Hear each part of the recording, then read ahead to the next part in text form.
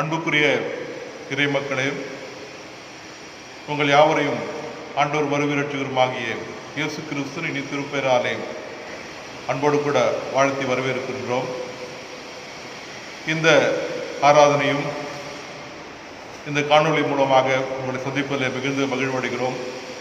தொடர்ந்து வழிபாட்டிலே கடவுளுடைய பிரசன்னத்தை நாம் உணர்வோம். ஜெபம் செய்வோம்.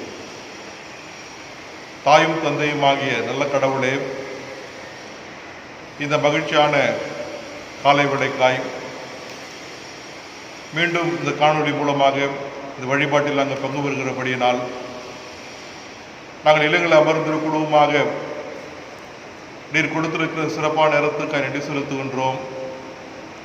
தொடர்ந்து நாங்கள் உண்மை துதித்து பாடவும், உங்களுடைய திருவசனங்களை நாங்கள் தியானிக்கவும், நாங்கள் எங்கள் திருச்சபைக்காக, திருச்சபை இறை மக்களுக்காக, ஒரு நல்வாழ்வுக்காக, எங்கள் பேராயத்திற்காக, பேராயத்து நல்வாழ்வுக்காக, எங்கள் இந்திய தேசத்திற்காக தொடர்ந்து வேண்டல் செய்கின்ற மக்களாய் நீர் எங்களை எழுப்பியருளும். தொடர்ந்து வழிபாட்டில் நீர் ஆசீர்வதியும். பிதா, குமாரன், பரிசுத்தாவின் திருப்பெயராலே ஆமென்.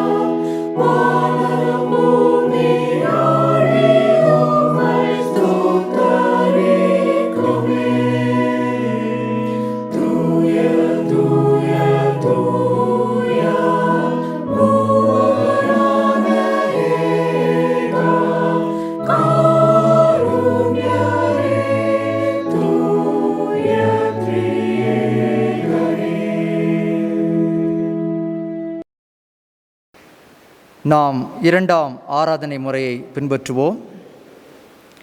நாம் கடவுளை தொழுவோம். கடவுள் ஆவியாயிருக்கிறார். அவரை தொழுது கொள்ளுகிறவர்கள் ஆவியோடும் உண்மையோடும் அவரை தொழுது கொள்ள வேண்டும். நம்முடைய பிதாவாகிய கடவுளாலும் கர்த்தராகிய இயேசு கிறிஸ்துவினாலும் உங்களுக்கு கிருபையும் சமாதானமும் உண்டாவதாக. இது கர்த்தர் உண்டு பண்ணின நாள், இதிலே களிகூர்ந்து மகிழ கடவோம். ஆண்டவரே, எங்கள் உதடுகளை திறந்தருளும், அப்பொழுது எங்கள் வாய் உம்முடைய புகழை அறிவிக்கும். பிதாவுக்கும் குமாரனுக்கும் பரிசுத்த ஆவிக்கும் மகிமை உண்டாவதாக. ஆதியிலும் இப்பொழுதும் எப்பொழுதுமான சதா காலங்களிலும் மகிமை உண்டாவதாக. ஆமேன். திரியேக கடவுளை போற்றுவோம். எங்கள் தந்தையாம் கடவுளே, உமது வல்லமையாலும் ஞானத்தாலும் எல்லாவற்றையும் படைத்து உமது குமாரனை எங்கள் இரட்சகராக தரும்படி உலகத்தில் அன்பு கூர்ந்தீரே, உம்மை போற்றுகிறோம். குமாரனாம் கடவுளே, பாவத்தை தவிர்த்து எல்லாவற்றிலும் எங்களைப் போல் மனிதனாகி எங்கள் பாவங்களுக்காக ஒப்பு கொடுக்கப்பட்டு எங்கள் நீதிக்காக உயிர் தெழும்பியவரே, உம்மை போற்றுகிறோம். பரிசுத்த ஆவியானவராகிய கடவுளே, எல்லா உண்மைக்குள்ளும் எங்களை வழிநடத்தி கடவுளின் அன்பை எங்கள் நெஞ்சில் பொழிகிறவரே, உம்மை போற்றுகிறோம். பிதா, குமாரன், பரிசுத்த ஆவியாகிய கடவுளே, உமக்கே எக்காலமும் எல்லா புகழும் மகிமையும் உண்டாவதாக. ஆமென். பாவ அறிக்கை. நமக்கு பாவமில்லை என்போமானால் நம்மை நாமே வஞ்சிக்கிறவர்களாவோம். நமக்குள் உண்மை இல்லை. நமது பாவங்களை அறிக்கையிட்டால் பாவங்களை நமக்கு மன்னித்து எவ்வித அநீதம் நீங்க நம்மை சுத்திகரிப்பதற்கு இயேசு கிறிஸ்து நம்பத்தக்கவரும் நீதியும் உள்ளவர். நான் எழுந்து என் தகப்பனிடத்திற்கு போய், தகப்பனே, பரத்துக்கு விரோதமாகவும் உமது பார்வையிலும் பாவம் செய்தேன். இனி உம்முடைய மகன் என்று சொல்லப்படுவதற்கு நான் பாத்திரன் அல்லன். உம்முடைய கூலிக்காரரில் ஒருவனாக என்னை வைத்துக்கொள்ளும் என்பேன். கடவுள் ராஜ்யம் சமீபித்திருக்கிறது. மனம் திரும்பி சுவிசேஷத்தில் நம்பிக்கை வையுங்கள். நமது பலவீனங்களுக்காக பரிதபிக்க முடியாத பிரதான ஆசாரியர் நமக்கு இராமல் எல்லா விதத்திலும் நம்மை போல் சோதிக்கப்பட்டும் பாவமில்லாத பிரதான ஆசாரியரே நமக்கு இருக்கிறார். நாம் மௌனமாக நம்மை நாமே சோதனை செய்வோம். சர்வ வல்லமுள்ள கடவுளிடத்தில் நாம் நமது பாவங்களை மனத்தாழ்மையாய் அறிக்கை செய்வோம். எங்கள் தந்தையாம் கடவுளே, நினைவினாலும் வார்த்தையினாலும் செய்கையினாலும் உமக்கு விரோதமாய் பாவம் செய்திருக்கிறோம். முழு மனதோடு நாங்கள் உம்மை நேசிக்கவில்லை. எங்களிடத்தில் நாங்கள் அன்பு கூறுவது போல அயலாரிடத்தில் நாங்கள் அன்பு கூறவில்லை. எங்கள் மேல் இரக்கமாயிருக்க உம்மை வேண்டிக் கொள்கிறோம். எங்கள் பாவ அழுக்கை நீக்கி எங்களை சுத்திகரியும். எங்கள் குற்றங்களை விட்டுவிட எங்களுக்கு உதவி புரியும். எங்கள் ஆண்டவர் இயேசு கிறிஸ்துவின் மூலமாய் வேண்டிக் கொள்ளுகிறோம் பிதாவே. ஆமென். சர்வ வல்லமையும் மிகுந்த இரக்கமும் உள்ள ஆண்டவர் மன்னிப்பையும் பாவ நிவர்த்தி நமக்கு கட்டளையிட்டருளி வாழ்க்கையை சீர்படுத்துவதற்கான காலத்தையும் தமது பரிசுத்த ஆவியின் கிருபையையும் தேற்றுதலையும் தந்தருள்வாராக. ஆமென். ஆண்டவரை துதியுங்கள். ஆண்டவர் நாமம் துதிக்கப்படுவதாக. இப்பொழுது வேத பாடங்கள் வாசிக்க கேட்போம். வாசிக்கும்படியாக கொடுக்கப்பட்ட முதலாம் வேத பாடம் எசேக்கியேல் தீர்க்கதரிசியின் புஸ்தகம் 1ஆம் அதிகாரம் வசனங்கள் 4 முதல் 12 முடிய. எசேக்கியேல் 1ஆம் அதிகாரம் வசனங்கள் 4 முதல் 12 முடிய. இதோ வடக்கே இருந்து புசல் காற்றும் பெரிய மேகமும் அத்தோடு கலந்த அக்கினியும் வர கண்டேன். அதை சுற்றிலும் பிரகாசமும் அதன் நடுவில் அக்கினிக்குள்ளிருந்து விளங்கிய சொகுசாவின் நிறமும் உண்டாயிருந்தது. அதன் நடுவிலிருந்து 4 ஜீவன்கள் தோன்றின. அவைகளின் சாயல் மன்ச சாயலாயிருந்தது. அவைகளில் ஒவ்வொன்றுக்கும் 4 முகங்களும் ஒவ்வொன்றுக்கும் 4 செட்டைகளும் இருந்தன. அவைகளுடைய கால்கள் நிமிர்ந்த கால்களாயிருந்தன. அவைகளுடைய உள்ளங்கால்கள் கன்றுக்குட்டியின் உள்ளங்கால்களுக்கு ஒப்பாயிருந்தன. அவைகள் துலக்கப்பட்ட வெண்கலத்தின் வர்ணமாய் மின்னிக் கொண்டிருந்தன. அவைகளுடைய செட்டைகளின் கீழ் அவைகளின் 4 பக்கங்களிலும் மனுஷ கைகள் இருந்தன. அந்த 4க்கும் அதினதின் முகங்களும் அதினதின் செட்டைகளும் உண்டாயிருந்தன. அவைகள் ஒவ்வொன்றின் செட்டைகளும் மற்றதின் செட்டைகளோட சேர்ந்திருந்தன. அவைகள் செல்லுகையில் திரும்பாமல் ஒவ்வொன்றும் தன் தன் திசைக்கு நேர்முகமாய் சென்றன. அவைகளுடைய முகங்களின் சாயலாவது வலது பக்கத்தில் 4 மனுஷ முகமும் சிங்க முகமும், இடது பக்கத்தில் 4 எருது முகமும் கழுகு முகமுமாயிருந்தன. அவைகளுடைய முகங்கள் இப்படி இருக்க அவைகளுடைய செட்டைகள் மேலே பிரிந்திருந்தன. ஒவ்வொன்றுக்கும் உள்ள 2 செட்டைகள் ஒன்றோடு ஒன்று சேர்ந்திருந்தன. மற்ற 2 செட்டைகள் அவைகளுடைய உடல்களை மூடின. அவைகள் ஒவ்வொன்றும் தன் தன் திசைக்கு நேர்முகமாய் சென்றது. ஆவி போக வேண்டுமென்றிருந்த எவ்விடத்துக்கும் அவைகள் போயின. போகையில் அவைகள் திரும்பி பார்க்கவில்லை. வாசிக்க வேண்டிய முதலாம் வேத பாடம் வாசித்தாயிற்று. தேவனே உமக்கு சோஸ்திரம் உண்டாவதாக. ஆமென். வாசிக்கும்படியாக கொடுக்கப்பட்டுள்ள 2ஆம் வேத பாடம் 2 கொரிந்தியர் 13ஆம் அதிகாரம் 11 முதல் 14 வரை. 2 கொரிந்தியர் 13ஆம் அதிகாரம் 11 முதல் 14 வரை. கடைசியாக சகோதரரே, சந்தோஷமாயிருங்கள், நற்சீர் பொருந்துங்கள், ஆறுதல் அடையுங்கள், ஏக சிந்தையாயிருங்கள், சமாதானமாயிருங்கள். அப்பொழுது அன்புக்கும் சமாதானத்துக்கும் காரணராகிய தேவன் உங்களோட கூட இருப்பார். ஒருவரை ஒருவர் பரிசுத்த முத்தத்தோடு வாழ்த்துங்கள். பரிசுத்தவான்கள் எல்லோரும் உங்களுக்கு வாழ்த்துதல் சொல்வார்கள். கர்த்தராகிய இயேசு கிறிஸ்துவினுடைய கிருபையும் தேவனுடைய அன்பும் பரிசுத்த ஆவியினுடைய ஐக்கியமும் உங்கள் அனைவரோட கூட இருப்பதாக. ஆமென். வாசிக்கும்படியாக கொடுக்கப்பட்ட 2ஆம் வேத பாடம் வாசித்து முடிந்தாயிற்று. தேவனே உமக்கு ஸ்தோத்திரம் உண்டாவதாக. ஆமென். கொடுக்கப்பட்ட சுவிசேஷ வேத பாகம் மத்தேயு எழுதின சுவிசேஷம் 28ஆம் அதிகாரம் 16 முதல் 20 முடிய. மத்தேயு 28ஆம் அதிகாரம் 16 முதல் 20 முடிய. 11 சீஷர்களும் கலிலேயாவிலே இயேசு தங்களுக்கு குறித்திருந்த மலைக்கு போனார்கள். அங்கே அவர்கள் அவரை கண்டு பணிந்து கொண்டார்கள். சிலரோ சந்தேகப்பட்டார்கள். அப்பொழுது இயேசு சமீபத்தில் வந்து அவர்களை நோக்கி, வானத்திலும் பூமியிலும் சகல அதிகாரமும் எனக்கு கொடுக்கப்பட்டிருக்கிறது. ஆகையால் நீங்கள் புறப்பட்டு போய் சகல ஜாதிகளையும் சீஷராக்கி பிதா, குமாரன், பரிசுத்த ஆவியின் நாமத்திலே அவர்களுக்கு ஞானஸ்நானம் கொடுத்து, நான் உங்களுக்கு கட்டளையிட்ட யாவையும் அவர்கள் கைக்கொள்ளும்படி அவர்களுக்கு உபதேசம் பண்ணுங்கள். இதோ உலகத்தின் முடிவு பரியந்தம் சகல நாட்களிலும் நான் உங்களுடனே கூட இருக்கிறேன் என்றார். ஆமேன். வாசிக்கும்படி கொடுக்கப்பட்ட சுவிசேஷ வேத பாகம் வாசித்தாயிற்று. கிறிஸ்துவே உமக்கே மகிமை உண்டாவதாக.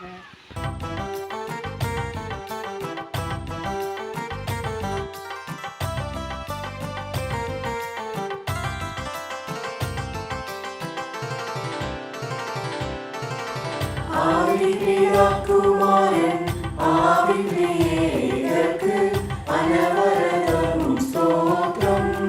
திரியேகர்க்கு அனவரதம் ஸ்தோத்ரம். நீரமுதல் பொருளாய் நின்ற சர்வேசன் நிலவும் பணிந்தவர்கள் இருதயமான வாசல் நிறைந்த சத்திய ஞான மனோகரம் உரைந்த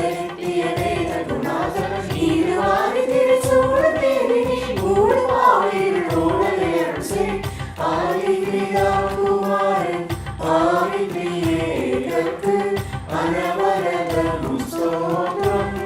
திரியேகர்க்கு அனவரதம் ஸ்தோத்ரம்.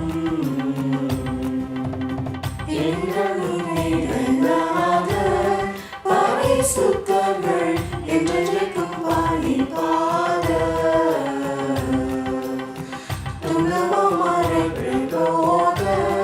கடைசினது சோதனை செய்யாதீர. பங்கெல்லாம் தாவங்கெல்லாம் பகரடி மொழிகெல்லாம் பஞ்ஞானம் சம்பூரணம் பரிசுத்தம் நீதி என்னும் பண்பதாய் சிறங்குழேகன் அன்பிறப்பதையால பிரபாக பாதரத்து சிருஷ்டிப்பு மீட்பு பரிபாலனத்தை நடத்தியருள். குமாரன் ஆவித்ரியேகர்க்கு அனவரதம் ஸ்தோத்ரம்.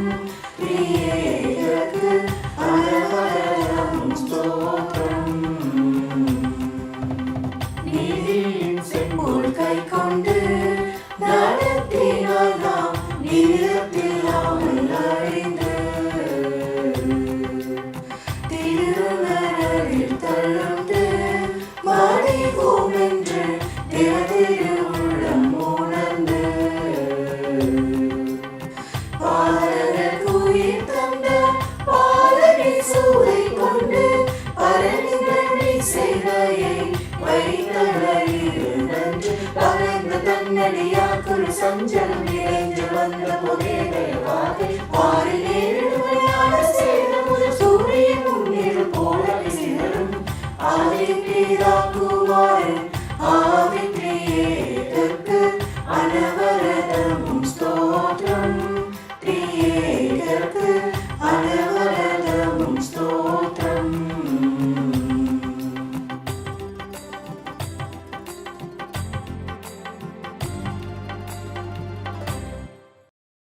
ஜெபம் செய்வோம். கண்மலையும் மீட்பெருமாகிய கர்த்தாவே, எந்தன் வாயின் வார்த்தைகளும் எங்களுடைய இருதயத்தின் நினைவுகளும் உங்களுடைய சமூகத்தில் ஏற்படுவதாக இருப்பதாக. ஆமென். கிறிஸ்துவுக்குள் பிரியமானவர்களே, உங்கள் யாவரையும் ஆண்டவரும் அருமை இரட்சகருமாகிய இயேசு கிறிஸ்துவின் திருப்பெயர் அன்போடு கூட வாழ்த்துகிறேன். இந்த சிறப்பான வேளையிலே நமது பேராயத்தின் மூலமாக நம் கொடுக்கப்பட்ட தலைப்பு மூவொரு கடவுளை வழிபடுகின்றோம். திருச்சபை ஆசரிக்கின்ற சிறப்புக்குரிய நாட்களிலே இந்த நாளும் ஒரு சிறப்புக்குரிய நாள். குறிப்பாக பெந்தோகோஸ்தே நாள் முடிந்த பின்வருகின்ற ஞாயிற்றுக்கிழமை மூவொரு கடவுளை குறித்து நாம் தியானிக்க இருக்கிறோம். குறிப்பாக திருத்துவத்தை குறித்து நாம் அறிந்து கொள்வது என்பது மிக கடினமான ஒன்று. அது புரிதலுக்கு அப்பாற்பட்டது. என்றாலும் கடவுளின் வெளிச்சத்தில் இந்த திருத்துவத்தை நாம் புரிந்து கொள்ள இந்த வழிபாடுகளோடு நான் பங்கு பெறுகின்றேன். திருச்சபையின் அடிப்படை தன்மை நமது பற்றுறுதி மூலமாக விளங்குகிறது. குறிப்பாக நம் வாழ்வில் வழிபாடு, பற்றுறுதி, இந்த மகிழ்வின் கொண்டாட்டமாக கடவுள் வழியாக கடவுள் மனித வரலாற்றில் செய்து கொண்டிருக்கின்ற இந்த நற்செய்தியை வெளிப்படுத்துகின்ற ஒன்றாயிருக்கிறது. மூவொரு கடவுளுடைய தன்மைகளை குறித்தும், இரண்டாவதாக இந்த மூன்று தன்மைகளும் எப்படி செயல்படுகிறார் என்பதை குறித்து அறிமுகத்தோடு கூட அந்த செய்திக்கு நான் கடந்து செல்ல விரும்புகிறேன்.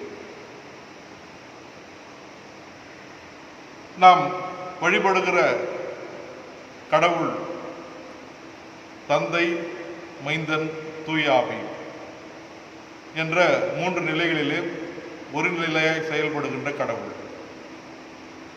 திருத்துவம், ட்ரினிட்டி, மூன்று கடவுள்களிலே ஒருவராய் செயல்படுகிறார். முதலாவது மூவொரு கடவுளின் தன்மை.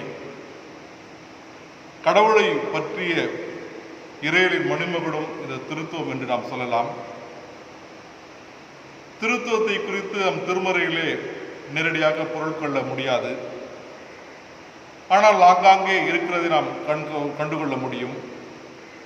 குறிப்பாக 4ஆம் நூற்றாண்டிலே இதை புரிந்து கொள்ளும் நோக்கிலே கடவுளை குறிக்கும் இந்த நம்பிக்கை கிறிஸ்துவ விசுவாசத்தின் அடித்தளமாக அமைகிறது என்பதை குறித்து திருச்சபையின் அடிப்படையில் ஒருவரே. ஆகவே இந்த மூவொரு கடவுள் என்ற அந்த நிலைக்கு நாம் சென்றிருக்கிறோம். இது ஒரு தொடர் அனுபவமாக சொல்லப்படுகிறது. கடவுள் பழைய ஏற்பாட்டிலே படைப்பாளராக, புதிய ஏற்பாட்டிலே ஒரு மீட்பராக, பெந்தோகோஸ்து நாளிலே தூய ஆவியானராக மூன்று நிலைகளை வழிபடுகிற காண முடிகிறது. கடவுள் ஒருவரே. அவர் தன்மையும் தனித்தனியாகவும் தந்தையாக, மைந்தராக, தூய ஆவியராக தன்னை வெளிப்படுத்துகிறார். ஆக மூன்று நிலைகளிலும் ஒரே தன்மை உடையவர்களாக, சகல அதிகாரம் படைத்தவர்களாக நாம் காண முடிகிறது. ஒருவேளை இது எளிமையாக நாம் புரிந்து கொள்ள வேண்டும் என்று சொன்னால், உதாரணத்தை குறித்து நாம் பார்ப்போம் என்று சொன்னால், தண்ணீரை குறித்து நாம் சொல்லலாம். இது தண்ணீராக இருக்கிறது, இது நீராவியாக மாற்றப்படுகிறது. மூன்றாவது நிலை அது பனிக்கட்டியாக இருக்கிறது. மூன்றும் ஒரே சூழல்தான். மூன்று நிலைகளில் அதை பயன்படுத்த முடிகிறது. முதலாவது, கடவுள் ஒருவரே. இஸ்ராயேலே, நீ எனக்கு செவிகொடு, நம் கடவுளாகிய ஆண்டவர் என்று உபாகமம் 6ஆம் அதிகாரம் 4ஆம் வசனத்தில் இங்கு சொல்லப்படுகிறது. இஸ்ராயேல் மக்களுக்கு கடவுளால் அருளப்படுகின்ற வாக்கு. கடவுள் ஒருவரே. பல இடத்திலே இந்த நிலையை நாம் காண முடிகிறது.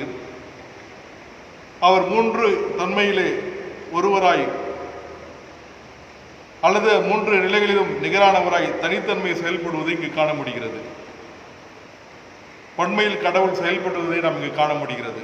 ஆதியாகமம் 1ஆம் அதிகாரம் 1ஆம் வசனத்தில் பார்க்கின்ற பொழுது கடவுள் படைத்தார். ஆக கடவுள் படைப்பில் இங்கு பார்க்கின்ற பொழுது, உலகத்தை படைக்கின்ற பொழுது பிதாவாகி கடவுள் உலகத்தை படைக்கிறார். அது குமாரனாக கடவுள் செயல்படுகிறதையும், பசுத்த ஆவியானவர் தண்ணீர் மேல் அசைவாடி கொண்டிருக்கிறதையும் இந்த படைப்பிலே நாம் காண முடிகிறது.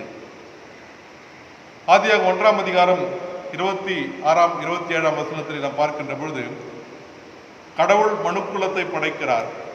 ஒரு படைப்பு நிலைகளை படைத்த பிற்பாடு படைப்பின் மனுமகனமாக மனிதனை படைக்கின்ற பொழுது அவர் தமது சாயலாக படைக்கிறார், கடவுளின் சாயலாக படைக்கிறார். ஆகவே படைத்த பிற்பாடு இவரிடம் ஆண்டு கொள்ளுகிற அனுபவத்தையும் கொடுக்கிறார். ஆகவே இங்கு இருப்பு நிலை கடவுள் ஒருவராக மூவரு ஒப்பற்ற கடவுள் தன்னை வெளிப்படுத்துகின்ற 3 நிலைகளிலே நாம் இங்கு காண முடிகிறது. அடுத்ததாக இவர் ஒரே கடவுள் மாத்திரமல்ல, 3 தனித்தன்மை உடையவராக இங்கு சொல்லப்படுகிறது. குறிப்பாக மத்தேயு 11ஆம் அதிகாரம் 25ஆம் வசனத்தில் பார்க்கின்ற பொழுது தந்தை மைந்தன் என்ற நிலையை நாம் காண முடிகிறது. அல்லது மத்தேயு 3ஆம் அதிகாரம் 12ஆம் வசனத்தில் பார்க்கின்ற பொழுது அதே நிலைமை அங்கு சொல்லப்படுகிறது. யோவான் 14ஆம் அதிகாரம் 16ஆம் வசனத்தை நாம் பார்ப்போம் என்று சொன்னால் அதை எடுத்து வாசிக்கும். யோவான் 14ஆம் அதிகாரம் 13ஆம் வசனம்.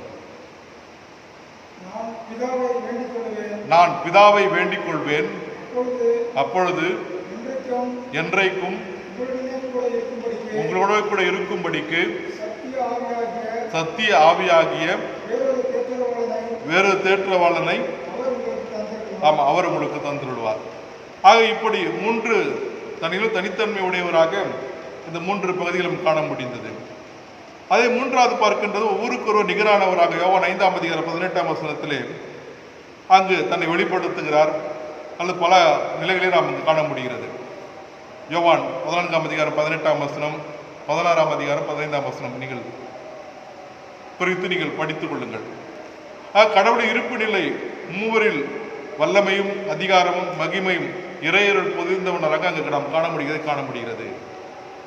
ஆக இந்த நாளிலே உங்களோடு கூட மிக சுருக்கமாக 3 தலைப்புகளில் பகிர்ந்து கொள்ள விரும்புகிறேன். முதலாவது, கடவுளின் பிள்ளைகள் பரிசுத்த ஆவியானவரால் வழிநடத்தப்படுகிறோம். கடவுளின் பிள்ளைகள் பரிசுத்த ஆவியானவரால் வழிநடத்தப்படுகிறோம். ரோமர் 8ஆம் அதிகாரம் 14ஆம் வசனத்தை நாம் ஆதாரமாக கொண்டு இந்த பகுதி நம்மளோடு பகிர்ந்து கொள்ள விரும்புகிறேன். ரோமர் 8ஆம் அதிகாரம் 14ஆம் வசனம்.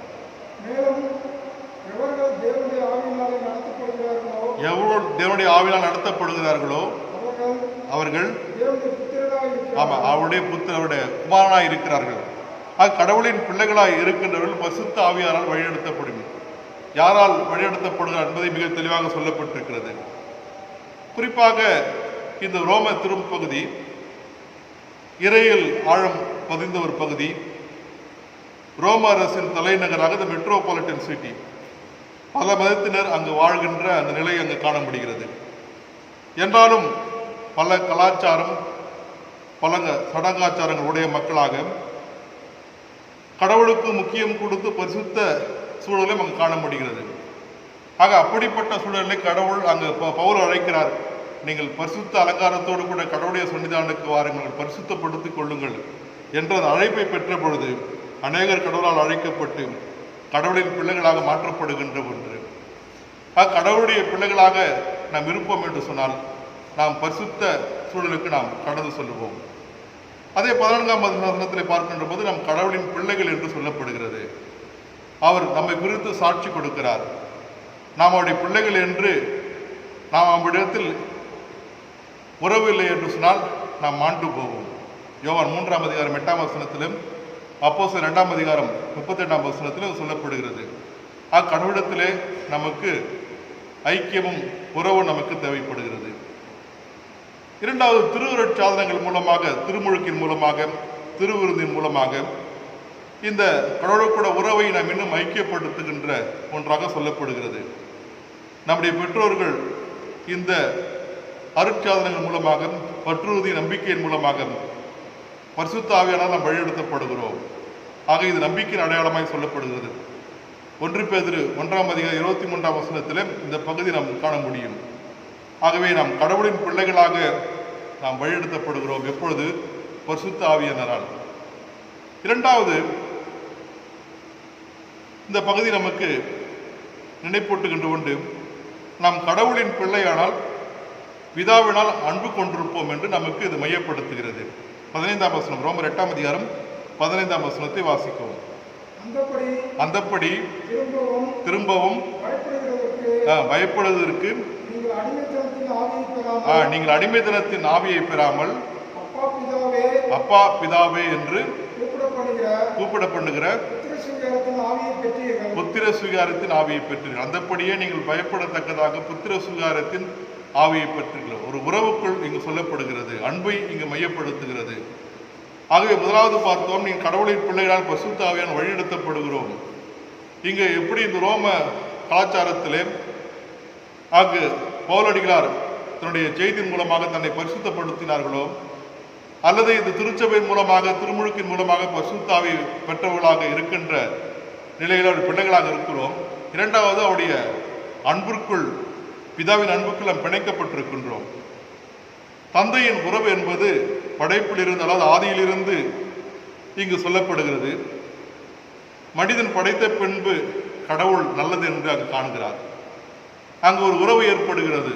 அங்கு 1ஆம் அதிகாரம் 2ஆம் அதிகாரத்தில் பார்க்கின்ற பொழுது அங்கு ஆதாமும் ஏவாளும் கடவுள் வருகைக்காக காத்து கொண்டிருந்தார்கள், அல்லது கடவுளும் அவர்களை சந்திப்பதற்கு அவர்களுக்கு ஆவல் பட்டார் என்று அங்கு சொல்லப்படுகிறது. உறவு என்பது, அந்த பிணைப்பு என்பது பரிசுத்தத்தின் வழியாக அங்கு சொல்லப்படுகின்ற ஒன்றாக இருக்கிறது. ஆக இங்கு பவுலடிகளார் 15ஆம் வசனத்தை நாம் பார்க்கின்ற பொழுது அவருடைய பிள்ளைகளாக இந்த ஆவியினால் நாம் அருளப்பட்டிருக்கிறோம். ஆக நற்செய்தி வருவதற்கு முன்பதாக ரோமாபுரியிலே பல வகையான வழிபாடுகள் இருந்தது, பல வகையான விக்கிரக வழிபாடுகள் இருந்தது, பல வகையான சூழல் இருந்தது. ஆனால் இவைகளெல்லாம் பயத்தின் அடிப்படையிலே, ஒரு கட்டாயத்தின் அடிப்படையிலே, ஒரு குறிப்பிட்ட நிலையிலே நீங்கள் இவளை செயல்படுத்த வேண்டும் என்று சொன்ன பொழுது மக்கள் கீழ்ப்படிந்து அந்த பயத்தின் நிலையிலே அங்கு வழிபடுகிறதை, அங்கு செயல்படுவதை காண முடிந்தது. ஆனால் இங்கு பவுலடிகளார் இந்த ரோமாபுரிக்கு, இந்த திருச்சபைக்கு எழுதுகின்ற பொழுது கடவுளை வழிபடுவதன் பயத்தினால் அல்ல, அப்பா பிதாவை என்கிற புத்திர அனுபவத்தை பெறுகிறது மூலமாக, அவர் வைத்திருக்கிற அன்பின் மூலமாக இந்த உறவு என்பது பரிசுத்த ஆவியினால் நமக்கு ஆட்கொள்ளப்பட்டிருக்கிறது என்பதை அங்கு மக்களுக்கு சொல்லுகின்ற பொழுது மக்கள் அங்கு மாற்றம் அடைவதை காண முடிகிறது. ஆக இன்றைக்கும் நம்மையும் அப்படிப்பட்ட அன்புக்குள், அப்படிப்பட்ட வழிநடத்துவதற்குள் நம்ம கடவுள் வழிநடத்துகிறார். குறிப்பாக இன்றைய காலகட்டங்களில் நாம் பார்க்கின்ற பொழுது தந்தை மகன் அல்லது அப்பா மகன், இந்த உறவு நாம் அறிந்து கொள்ள முடியும்.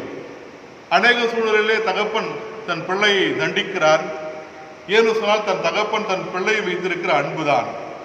என் பிள்ளை சரியான விதத்திலே வளர வேண்டும், என் பிள்ளை பசுத்திலே வளர வேண்டும், என் பிள்ளை ஆன்மீகத்திலே இருக்க வேண்டும், என் பிள்ளை வருங்காலத்தில் ஒரு சிறப்புக்குரிய இடத்தில் இருக்க வேண்டும் என்ற அப்படிப்பட்ட நிலையிலே தன் தகப்பன் தன் பிள்ளையை அங்கு வளர்கிறதை நாம் காண முடிகிறது. இது இயல்பான ஒன்றுதான். எந்த ஒரு தகப்பனும் எந்த ஒரு தாயும் தன் பிள்ளை தவறான வழிக்கு செல்ல வேண்டும் என்பதை குறித்து ஒரு காலம் எண்ண மாட்டார்கள். ஒருவேளை இன்றைக்கு கடவுளால் படைக்கப்பட்ட நாமே அப்படி எண்ணுவோம் என்று சொன்னால் கடவுளுடைய அன்பு என்பது மிக சிறப்புக்குரிய ஒன்றாக இருக்கிறது. சிறப்பான உதாரணம் லூக்கா 15ஆம் அதிகாரத்தில் சொல்லப்பட்ட அங்கு இளையகுமாரனை குறித்து அங்கு சொல்லப்படுகிறது. எல்லாவற்றையும் இழந்து விடுகிறான்.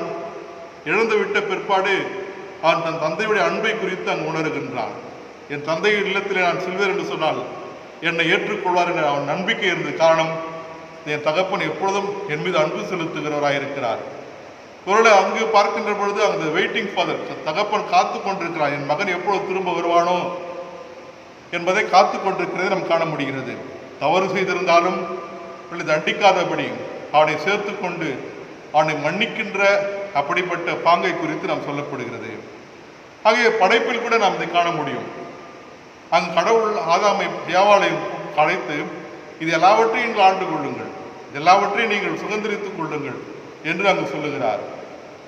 ஆகவே ஆனால் ஒரு கட்டளை, இதை மாத்திரம் நீங்கள் தொடக்கூடாது, இந்த பழத்தை மாத்திரம் நீங்கள் உண்ணக்கூடாது, அதையும் மிக தெளிவாக சொல்லுகிறார்.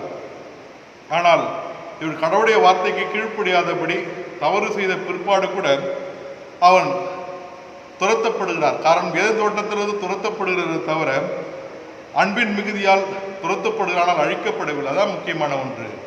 கடவுள் அப்படிப்பட்ட அன்பை செலுத்துகிறார். இந்த உலக வாழ்க்கையிலே கடவுள் நம் மீது வைத்திருக்கிற அன்பின் நிமித்தமாக தான் இன்றைக்கு நாம் வாழ்ந்து கொண்டிருக்கிறோம். இன்றைக்கு அநேக சூழலிலே நாம் இப்படிப்பட்ட சக உறவுக்குள் நாம் இழந்திருக்கிற நிலைமை, இன்றைக்கு அப்படிப்பட்ட நிலைகளிலே கர்த்தர் நாம் எப்படிப்பட்ட நிலை இருந்தாலும் கடவுள் நம்மீது வைத்திருக்கிற அன்பின் நிமித்தமாக நம்மை உயர்த்துகிறதை இங்கு காண முடிகிறது. குறிப்பாக எரேமியா 31ஆம் அதிகாரம் 3ஆம் வசனத்திலே பார்க்கின்றது, அநாதி சிநேகத்தால் அவனை எழுந்து கொண்டேன். அல்லது ஏசாயா 54ஆம் அதிகாரம் 7ஆம் வசனத்திலே பார்க்கின்ற பொழுது, அளவிட முடியாத விவரிக்க முடியாத அன்பை குறித்து நொடிப்படுத்தலே நான் உன்னை இழுத்து கொண்டேன். ஆகவே நீ தனிமையில் இல்லை, கர்த்தர் உன்னோடு கூட இருக்கிறார். இன்றைக்கு இந்த காலகட்டங்களிலே நான் தனிமையில் இருக்கிறேனே, நான் பயத்தில் இருக்கிறேனே, நான் கலக்கத்தில் இருக்கிறேனே, நான் சோர்வில் இருக்கிறேனே, இந்த கொரோனா என்ற அந்த கொடிய வியாதி என்னை ஆட்கொள்ளுகிறது என்ற பயம் நம்மை ஆட்கொண்டு இருக்கிறது. ஆக அப்படிப்பட்ட நிலையில் கடவுள் என்னோடு கூட இருக்கிறார், அவர் என் மீது அன்பு செலுத்தியிருக்கிறார். ஆகவே நான் அவற்றை சிலவற்றை செயல்படுத்துகின்ற பொழுது கர்த்தர் என்னை அங்கீகரிக்கிறார் என்ற அப்படிப்பட்ட சூழல் இங்கு நம்ம உறுதிப்படுத்துகிறது. ஆக ஒன்றுக்கும் நாம் கவலைப்படாதபடி கடவுளுடைய சமூகத்தில் அமர்ந்திருந்து நம்முடைய வார்த்தைகளை கேட்கிறது மாத்திரமல்ல, நாம் கடவுளோடு கூட ஐக்கியப்படுகின்ற பொழுது அவருடைய அன்பு நம்மை பிணைக்கின்ற ஒன்றாயிருக்கிறது என்று சொன்னால், எப்படிப்பட்ட நிலைமையிலும் நாம் எவ்வளவு மோசமான நிலை இருந்தாலும் கடவுளுடைய அன்பு என்பது மாறாது. அவருடைய பிள்ளைகளாக அங்கீகாரம் கொடுக்கின்ற அப்படிப்பட்ட நிலையிலே துன்பத்தின் வழியே கடவுள் மகிழ்வை தருகிறார். பலத்தின் மத்தியிலே அவர் பலனை தருகிறார். போராட்டத்தின் மத்தியிலே நம்பிக்கை தருகிறார். ஒன்றுமே இல்லை என்ற அப்படிப்பட்ட துயரத்தில் இருக்கின்ற பொழுது வாழ்வு தருகிறதை நாம் காண முடிகிறது. மூன்றாவது, கடவுளின் பிள்ளைகளானால் நட்புறவில் நினைத்திருப்போம் என்று 17ஆம் வசனத்திலே விதமாக நாம் காண முடியும். 17 ரோமர் 8ஆம் அதிகாரம் 17ஆம் வசனம், நாம் பிள்ளைகளானால் சுதந்திரமாமே தேவனுடைய சுதந்திரரும் ஆமா உடன் சுதந்திரருமாமே. கிறிஸ்துவோடு கூட நாம் மகிமைப்படும்படிக்கு ஆமா கிறிஸ்துவோடு கூட நாம் மகிமைப்படும்படிக்கு அவரோடு கூட பாடுகளை ஏற்றுக்கொள்கின்ற அனுபவத்தை பெற வேண்டும். ஆக குமாரனோடு கூட உறுதிப்படுத்துகின்ற நிலை என்று சொன்னால் இந்த முக்கியமான ஒன்று உரிமை பேறு. முதலாவது சொல்லப்படுகின்றது உரிமை பேறு, இரண்டாவது துன்பத்தை ஏற்றுக்கொள்கின்ற அனுபவம். இது உரிமை பேறு என்பது கடவுள் தருகின்ற ஒன்று. சங்கீதத்தின் புத்தகம் 128ஆம் சங்கீதத்தில் பார்க்கின்ற பொழுது, கர்த்தருக்கு பயப்படுகிற மனுஷன் ஆஸ்வதிக்கப்படுவான். நீ உன் பிள்ளைகளின் பிள்ளைகளை காண்பாய், இஸ்ரேலுக்கு உண்டாக சமாதானத்தை காண்பாய், கர்த்தர் சீயோனில் ஆஸ்வதிப்பார் என்று கர்த்தர் இஸ்ரேல் மக்களுக்கு தருகின்ற ஆசும் தொடர்ந்து அப்படி அனுபவத்தை நாம் காண முடிகிறது. அல்லது யாக்கோபை குறித்து நாம் காண முடியும். அவனுடைய வேறு மகிழ்ச்சியின் மூலமாக தன் பிள்ளை பெற்றை விற்று போடுகின்ற பிற்பாடு அதை உணர்ந்து கொள்ளுகின்றான். கடவுள் தருகின்ற ஆசீர்வாதம் என்பது இந்த பிள்ளை பேர் என்பது உரிமை பேற்றின் மூலமாக சொல்லப்படுகிறதை நாம் காண முடிகிறது. ஆக முதலாவது பிள்ளை பேற்றின் மூலமாக அல்லது குமாரனோடு கூட இருக்கின்ற அப்படிப்பட்ட உறவை நாம் இங்கு மையப்படுத்துகின்றோம். இரண்டாவது, இவருடைய நேசகுமாரன் 3ஆம் அதிகாரம் 22ஆம் வசனம் பார்க்கின்ற பொழுது, ஆக இதிலிருந்து தான் அங்கே துவங்குகின்ற அனுபவத்தை நாம் காண முடியும். குமாரனோடு கூட இருப்போகின்ற அனுபவம்.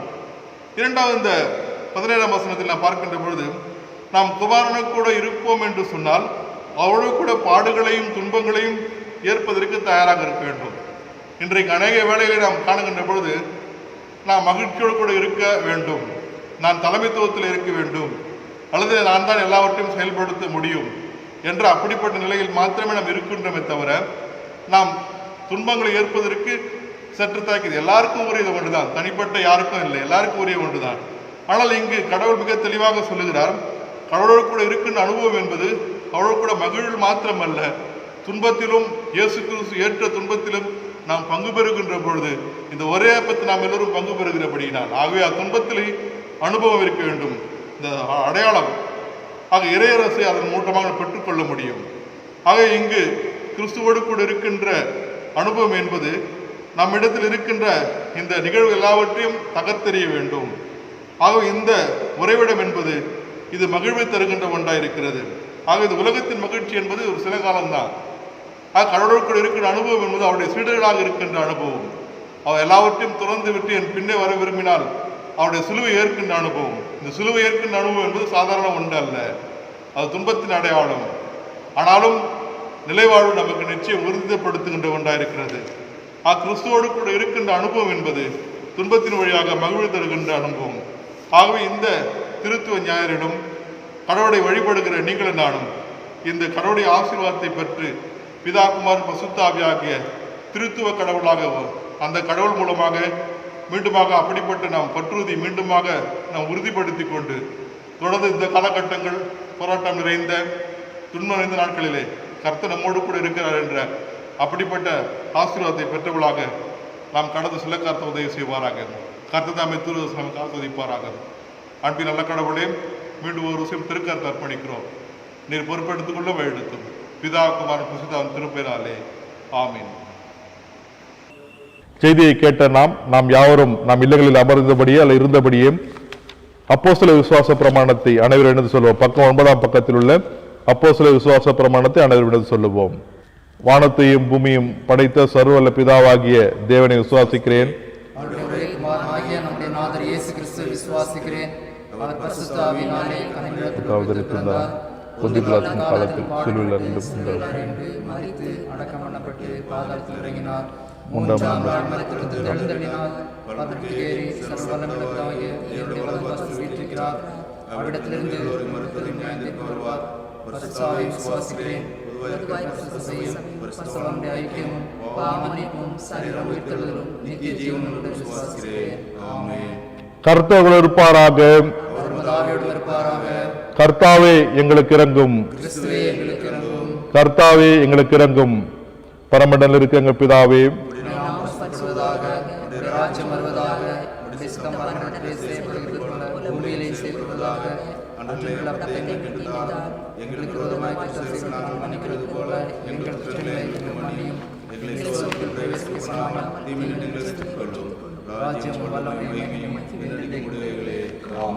கர்த்தருடைய பரிசுத்த நாமத்திற்கு மகிமை உண்டாவதாக.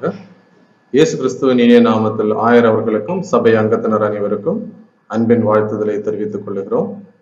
ஊரடங்கு காரணமாக ஞாயிறு சபை ஆராதனை காலை 8:30 மணிக்கு யூடியூபில் பார்த்து கொள்ளுமாறு அன்போடு கேட்டுக்கொள்கிறோம்.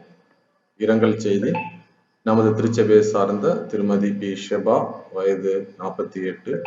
அவர்கள் 26/5/2021 அன்று கர்த்தருக்குள் நித்திரையடைந்தார்கள். தேவன் தாமே அவரது குடும்பத்தினருக்கு சமாதானம் அருள்வாராக. ஜெப விண்ணப்பம். கொரோனா தொற்று பெருகி வரும் இந்த காலத்தில் சபையார் அனைவரின் பாதுகாப்புக்காகவும் இந்த கொடிய சூழ்நிலை மாறவும் இந்த நோயினால் பாதிக்கப்பட்டிருக்கும் நமது திருச்சபையின் அங்கத்தினர்கள், அயலார், நாட்டு மக்கள் பூர்ணம் சுகப்பெறவும், உலக நாடுகளின் தேவைகளுக்காக, இந்திய தேசத்திற்காக, அதன் தலைவர்கள், விவசாயம், மிஷனரி மற்றும் மிஷனரி ஊழியங்களுக்காகவும், தமிழ்நாட்டிற்காகவும், புதிதாய் தேர்ந்தெடுக்கப்பட்ட முதலமைச்சர் மற்றும் தலைவர்களுக்காகவும், பல்வேறு துறைகளுக்காக, மருத்துவம், காவல்துறை மற்றும் முன்களப் பணியாளர்கள் மற்றும் அவர்கள் குடும்பத்தினர்களுக்காகவும், நமது பேராயம், பேராயர், ஆயர்கள், மிஷனரிகள் மற்றும் ஊழியர்கள் அவர்களின் குடும்பத்தினர்களுக்காகவும், நம்முடைய திருச்சபையின் திருப்பணிகள், திருச்சபை குடும்பங்களுக்காகவும் நாம் தினமும் குறைந்தது 1 மணி நேரம் ஜெபிக்கும்படி அழைக்கப்படுகிறோம். ஜெபிப்போம், ஜெயம் பெறுவோம். Prayer request. திருச்சபை மக்கள் யாருக்காவது ஜெப விண்ணப்பம் இருக்குமானால் ஆயர், செயலர் அல்லது பொருளர் அவர்களுக்கு தெரியப்படுத்தவும். திருச்சபை சார்பாக உங்களுக்கு ஜெபிக்கப்படும். இன்னும் இந்த வாரம் பிறந்த நாள் மற்றும் திருமண நாள் காணும் சபையின் அங்கத்தினர்களை சபையின் சார்பாக அன்புடன் வாழ்த்துகிறோம். தேவன் தாமே உங்களையும் உங்கள் குடும்பங்களையும் ஆசீர்வதிப்பாராக.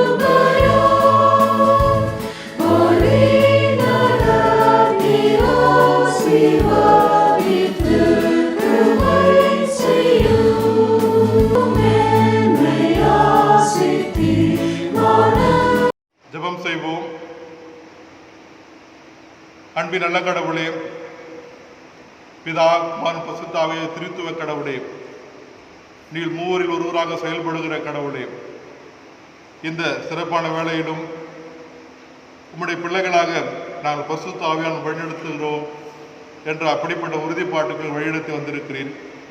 உம்முடைய பிள்ளைகளாக உம்முடைய அன்பினால் நாங்கள் பிணைக்கப்பட்டிருக்கிறோம் என்று நாங்கள் பார்த்தோம். உம்முடைய பிள்ளைகளால் குமாரனுடைய நட்புகளை அழைத்திருக்கிறோம் என்ற அனுபவத்திற்குள் நாங்கள் பார்த்தோம். ஆக அப்படிப்பட்ட சூழலிலே நாங்கள் எங்கள் பற்றுறுதி வழுவாதபடி நீர் காத்துக்கொள்ளும். இந்த சிறப்பான வழிபாட்டில் பங்கு பெற்ற ஒவ்வொருவரையும் நீர் காத்துக்கொள்ள வழிநடத்தும். முது கிருபை உடைய பிரசனம் ஒவ்வொருவரையும் பாதுகாத்திடலாம்.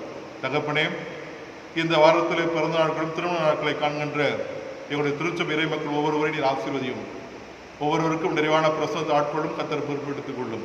குறிப்பாக இந்த காலகட்டங்கள் போராட்டம் நிறைந்த பிரச்சனைகள் நிறைந்த சூழலிலே திருக்கரங்களை அர்ப்பணிக்கிறோம். உலகமெங்கும் அபயக்குரல் பயம் அச்சுறுத்துகிறது. ஆக அப்படிப்பட்ட இந்த கொரோனா என்றது கொடிய வைரஸ் மக்களை இரண்டாம் நிலையிலே அநேகர் இழந்திருக்கின்ற சூழலிலே புது கருத்தில் நாங்கள் வந்து நின்று கொண்டிருக்கிறோம். குறிப்பாக எங்களுடைய திருச்சபையுடைய இறை மக்களை நாங்கள் இழந்திருக்கிறோம். எங்கள் பேராயத்தின் ஆய்வுகளை நாங்கள் இழந்திருக்கிறோம். அநேக ஊழியம் செய்கிற ஊழியக்காரர்களை இழந்திருக்கிறோம். தமிழகத்தில் அநேக மக்களை நாள்தோறும் இழந்து கொண்டிருக்கிறோம். இந்திய தேசத்தில் அப்படிப்பட்ட நிலையில் நாங்கள் இருந்து கொண்டிருக்கிறோம். தகப்பனே, அப்படிப்பட்ட நிலைகளை மீண்டும் அகற்றி நீர் மகிழ்ச்சியின் வாழ்வை நீர் எங்களுக்கு தாரும். நீங்கள் ஒரு மனதோடு கூட எவனை கேட்டுக்கொண்டீர்கள் பெற்றுக்கொண்டீர்கள் என்று சொன்னீரே. இப்பொழுது நாங்கள் அனைவரும் இல்லத்தில் அமர்ந்திருந்து நாங்கள் இப்படிப்பட்ட ஜெப குறிப்புகளுக்காக வேண்டுதல் செய்கின்றோம். எங்கள் ஜெபங்களில் அங்கீகரியும். எங்கள் துன்பமான வாழ்க்கையை நீக்கி போட்டு மகிழ்ச்சியான வாழ்வுக்குள் நாங்கள் கடந்து செல்ல எங்களுக்கு உதவி செய்துள்ளோம். தேவரீர் இப்படிப்பட்ட கொடிய வியாதிகளை விட்டு அகர கர்த்தரை உதவி செய்துள்ளோம். தேவரீர் மருத்துவர்கள் கொடுக்கிற மாத்திரைகள் மருந்துகளால் அங்கீகரிக்கப்பட கர்த்த உதவி செய்யும். குறிப்பாக இந்த காலகட்டங்களில் சிறப்பாய் பணியாற்றுகின்ற மருத்துவர்களுக்காக, மருத்துவத்துறையில் பணியாற்றுகின்ற அனைவர்களுக்காக, முன்கள பணியாளர்களுக்காக, காவல்துறை நண்பர்களுக்காக, எங்கள் அரசாங்கத்திற்காக, தமிழகத்திற்காக, தமிழகத்தின் முதல்வருக்காக, இந்திய தேசத்திற்காக, இந்திய நாட்டின் தலைவர்களுக்காக, எங்கள் பேராயத்திற்காக, எங்கள் பேராயருக்காக, இப்படி பல நிலையிலே நாங்கள் வேண்டுதல் செய்கின்றோம். இந்த காலகட்டங்கள் அவர்கள் மூலமாய் நடைபெறுகின்ற திருப்பணிகளுக்கு அன்றி செலுத்துகின்றோம். தொடர்ந்து அவர்களுக்கு நல்ல பாதுகாப்பு அளித்தாரும் அவர்கள் மூலமாய் நாங்களும் மகிழ்ச்சி அடைய கர்த்தர் உதவி செய்யும். மீண்டும் ஒரு செய்த வழிபாட்டையும் திருக்கரத்தை அர்ப்பணிக்கிறோம். கர்த்தர் பொறுப்பு எடுத்துக் கொள்ளும். இந்த வழிபாட்டுகளில் பங்கு பெற அனைவரையும் ஆஸ்வதியும். பிதா குமாரன் பசுத்தாவின் திருப்பெயராலே ஆமென். என் ஆத்துமாவே கர்த்தரை தோத்திரியும், என் முழுவதுமே பரிசுத்த நாமத்தை தோத்திரியும். என் ஆத்துமாவே கர்த்தரை தோத்திரியும், கர்த்தர் செய்த சகல உபகாரம் வருவாதே ஆமென். தாயும் தந்தையுமாய் கடவுளின் அன்பும் மைந்தராகிய இயேசுராகிய ஆவியோரும் நம் அனைவரோடும் நமது குடும்பங்களோடு கடவுளுடைய கிருபை பிரசன்ன வேடத்தில் என்றும் என்று சாக்கல் தங்கியிருப்பதாக ஆமென்.